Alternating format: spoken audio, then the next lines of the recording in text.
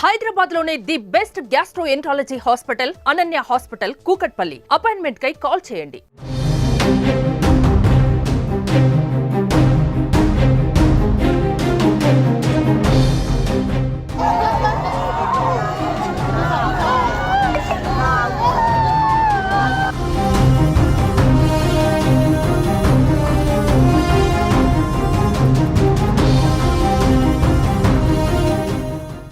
నమస్తే, welcome to Suman TV. ఈ రోజు ఉదయాన్నే ఉస్నాబాద్ ఉలిక్కి పడేలా కూడా ఒక సంఘటన జరిగింది. ఉపాధి హామీకి వెళ్ళినటువంటి ఇద్దరు తల్లి కూతుర్లు కూడా బండరాళ్ళు మీద పడడంతో స్పాట్ లోనే వాళ్ళు చనిపోవడం అయితే జరిగింది. దాదాపుగా 25 నుంచి 27 మంది దాకా కూడా ఉపాధి హామీ పనులకైతే ఈ రోజు వెళ్ళడం జరిగింది.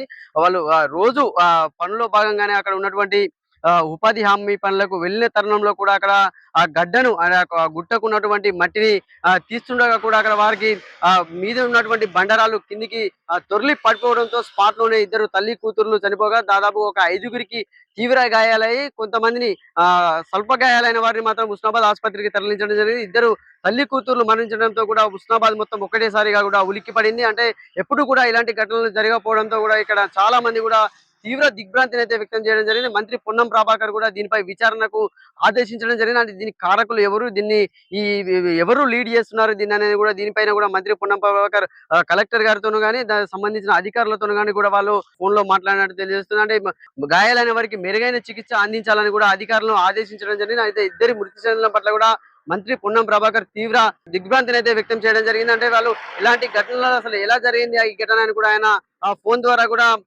అధికారులను అడిగి తెలుసుకున్నాడు. అంటే ఇది ఎవరి నిర్లక్ష్యం వల్ల జరిగింది అసలు అది మాత్రము తెలియాల్సి ఉంది. అంటే మనకు ప్రాథమికంగా అక్కడికి వెళ్ళిన తర్వాత చాలా మంది జనాలు అనుకుంటున్న విషయం ఏంటంటే అక్కడ ఉన్నటువంటి గుట్ట పైన కూడా దానికి ఉన్నటువంటి మట్టికి కూడా త్వరగా మట్టి రావాలని కూడా సంబంధించిన పనికి సంబంధించినటువంటి వారు కూడా దానికి నీళ్లు పట్టడం ద్వారా అది అలా జరిగింది అని కూడా అక్కడ ఉపాధి కూలీలు కానీ అక్కడ ఉన్నటువంటి గ్రామస్తులు కానీ తెలియదంటే ఇది అధికారుల నిర్లక్ష్యంగానే ఇది ఇద్దరు మృతికి కారణం మాత్రం ఇది అధికారుల నిర్లక్ష్యమే అని కూడా చెప్తున్న పరిస్థితి. మృతి చెందిన వాళ్ళు కూడా ఇద్దరు ఒకే కుటుంబానికి చెందిన వారు తల్లి కూతుర్లు కావడంతో కూడా గ్రామంలో కానీ మండలంలో కానీ మొత్తం విషాద ఛాయలు అయితే అనుకున్నాయంటే సారవ ఆమెకు ఒక 50 సంవత్సరాలు ఉంటాయి. కందారపు సారవ అంటే బిడ్డ మమత కూడా ఇద్దరు పిల్లలు ఉన్నారు. చిన్న చిన్న పిల్లలు ఉన్నారు. వాళ్ళు చదువుకునే పిల్లలు దాదాపుగా 1వ తరగతి 2వ తరగతి చదివే పిల్లలు కూడా ఉన్నారంటే చాలా మంది ఈ విషయంపై కూడా సంతాపాన్ని తెలియజేస్తున్న పరిస్థితి అయితే ఉంది. అంటే ఇంకా పూర్వపరాలు పరిశీలించిన తర్వాత కూడా బాధితులపై చర్యలు తీసుకుంటామని కూడా ఉస్నాబాద్ ఏసీపీ సతీష్ గారు అయితే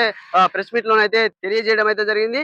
చాలా మంది సహాయక చర్యలు చెప్పడం అంటే గ్రామస్తులు త్వరగా కూడా అంటే ఇతరులకు అంటే మృతి చెందిన వారిని బయటికి తీయడం కానీ ఇంకా గాయపడ్డ వారిని కూడా ఆసుపత్రికి తరలించడం కూడా గోవర్ధనగిరి గ్రామంలో ఉన్నటువంటి చాలా మంది కూడా అక్కడ సహాయక చర్యలో పాల్గొని వారిని కూడా ఆసుపత్రికి అయితే తరలించడం జరిగింది. ఇంకా కొంతమంది కంటే ఒక ఇద్దరికి మాత్రం ఇంకా తీవ్ర గాయాలయ్యాయి. ఒక ఎంజీఎం ఆసుపత్రికి కూడా వాళ్ళు తరలించడం ఒక అంటే పనిచేస్తున్న తరుణంలో కూడా ఒక మహిళకు బండరాయి వచ్చి కాలు మీద పడడంతో కూడా కాలు పూర్తిగా కూడా నుజ్జు అయిపోయింది. వారిని చికిత్స నిమిత్తం కూడా అక్కడికి ఎంజీఎం ఆసుపత్రికి అయితే తరలించడం అయితే జరిగింది. ఇంకా కొంతమంది ఉస్నాబాద్ ఆసుపత్రిలో కూడా చికిత్సను పొందుతున్న పరిస్థితి ఉందంటే దీని మీద విచారణ జరిపించి కూడా వారిపై చర్యలు తీసుకుంటామని కూడా ఉస్నాబాద్ ఏసీపీ సతీష్ అయితే తెలిపిన పరిస్థితి. అంటే బంధువుల అంటే ఇద్దరు మృతి చెందారు. అంటే మమతా సారావల బంధువులు కూడా ఇప్పుడిప్పుడే అక్కడికి చేరుకున్న బంధువుల రోదనలతో గ్రామస్తుల రోదనలతో కూడా అక్కడ ఆసుపత్రి ప్రాంగణం మాత్రం ఒక శోక సంద్రంగా కూడా మారిపోయిందని చెప్పుకోవచ్చు. అంటే వాళ్ళ స్కూల్ నుంచి వచ్చిన పిల్లలు మా అమ్మేది అనే విషయంలో కూడా అందరూ కూడా ఒకేసారి అక్కడ కన్నీటి పర్యంతం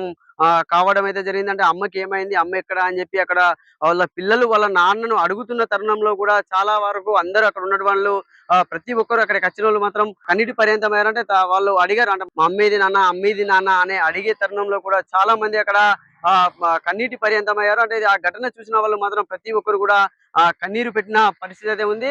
కెమెరామెన్ జగదీష్తో సతీష్, సుమన్ టీవీ, సిద్దిపేట.